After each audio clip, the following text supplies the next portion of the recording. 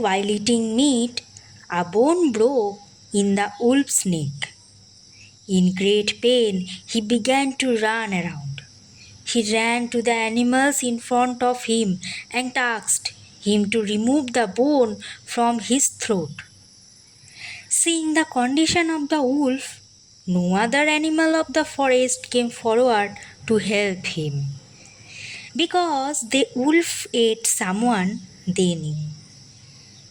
This time too, the bone in his neck may belong to one of their relatives.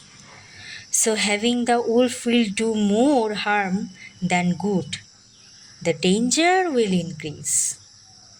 Seeing no way out, the wolf went to the river bank. There he saw a crane.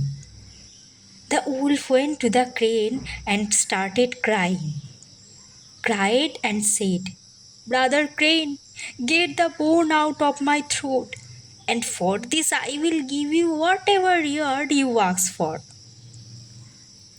The crane was kind and greedy for prize, and inserted his long beak into the wolf's throat.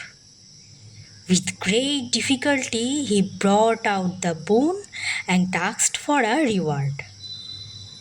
The wolf trembled and said, "Your courage is not less.